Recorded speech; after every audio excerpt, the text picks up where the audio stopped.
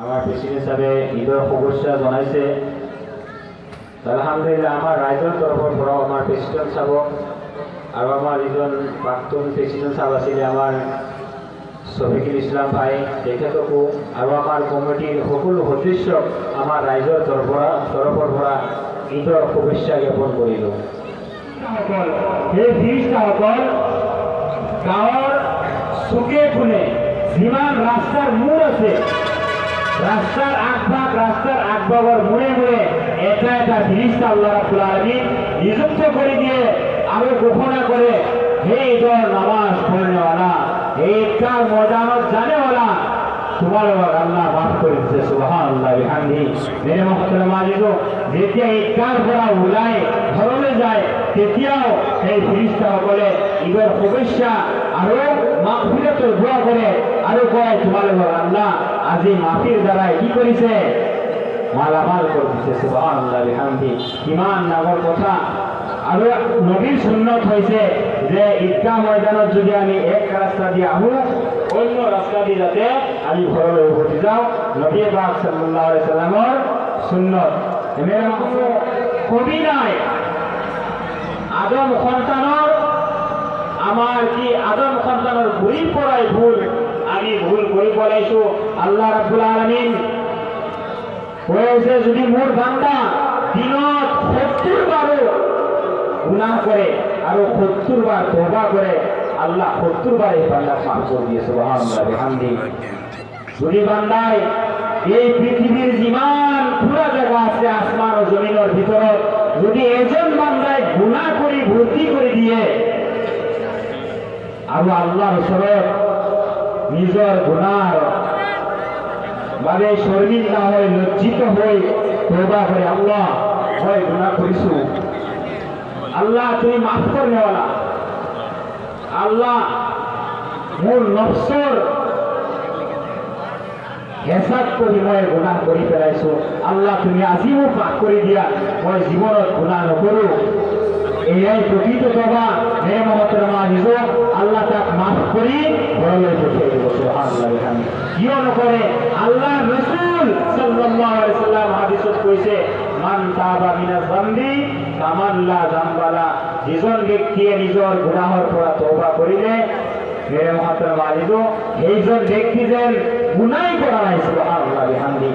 মাসুম হৈ যাবে, যেনেকুৱা যে আজি মাৰ গৰ্ভৰ পৰা দুনিয়াত আহিছে। সুবহানাল্লাহ বিহামদিহি। এনেকুৱা মাসুম হৈ যায়। আৰু আল্লাহ তো কোরআনত কৈছে, ইয়া আইয়ুহাল্লাযীনা আমানু তুবু ইলাল্লাহি তাওবাতান নাসুহা। হে মোৰ মুমিন ইমানদার বান্দাসকল, তোমালোকে তওবা কৰা, সচ্চা তওবা, সত্য তওবা কৰা, আল্লাহ তোমালোকক নিশ্চয় মাফ কৰিব। আৰু মাফ কৰাৰ পিছত আল্লাহ রাব্বুল আলামিন এই বান্দাসকলৰ কাৰণে কি ৰাখিছে? জান্নাতৰ নিয়ামত বিলাক রাখি থৈছে। সুবহানাল্লাহ। জান্নাতৰ নিয়ামত, এই জান্নাতৰ কথা বর্ণনা কৰিব গ'লে গোটেই দিন, গোটেই ৰাতি, গোটেই সপ্তাহ, মাহ, বছৰ, হে মুহতারাম আজিজ, গোটেই জিন্দগী গুচি যাব, গোটেই দুনিয়া শেষ হৈ যাব, জান্নাতৰ নিয়ামতৰ বর্ণনা শেষ নহয়। আল্লাহ রাব্বুল আলামিন জান্নাত সজ্জিত করে মুমিন ব্যক্তির কারণে, যেতিয়া ঈদের নামাজ পড়ি ঘরলৈ উভতি যায় প্রকৃত তওবা করি।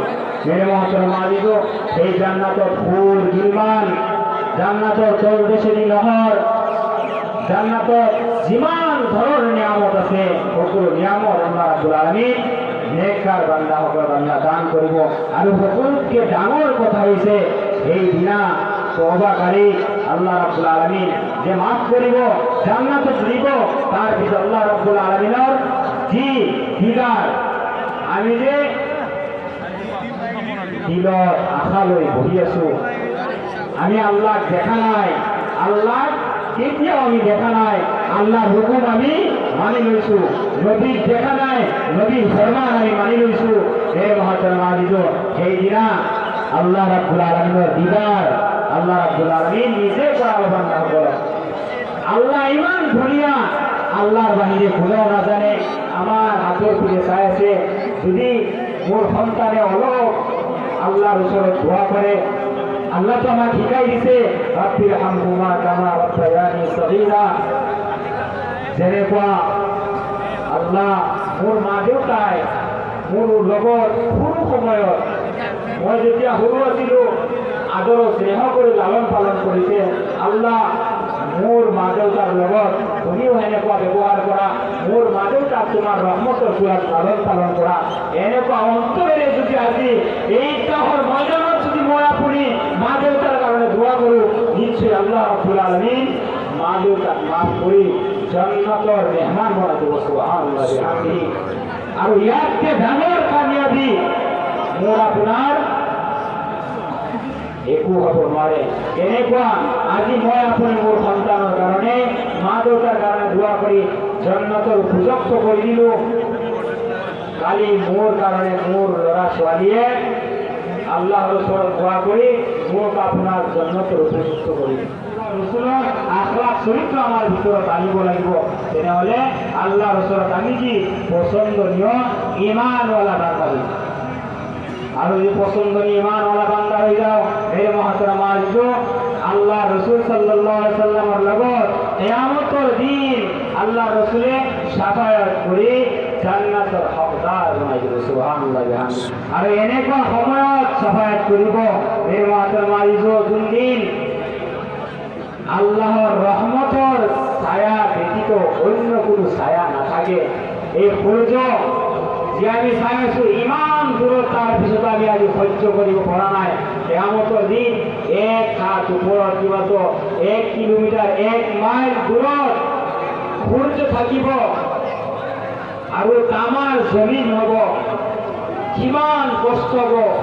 আৰু ভৰিত কোনো চেণ্ডেল নাথাকে, ভৰিত কোনো জোতা নাথাকে, শৰীৰত কাপোৰ নাথাকে, মূৰত কাপোৰ নাথাকে, টুপি নাথাকে, উলংগ শৰীৰ আৰু সূৰ্যৰ তাপ আৰু জমিন তামাৰ জমিন কেনেকুৱা কষ্টকৰ হ'ব। সেই সময়ত এই মানুহকেইটাক আল্লাহ ৰাব্বুল আলামিন ৰহমতৰ ছায়া জাগা দান কৰিব। সুবহানাল্লাহ বিহামদিহি।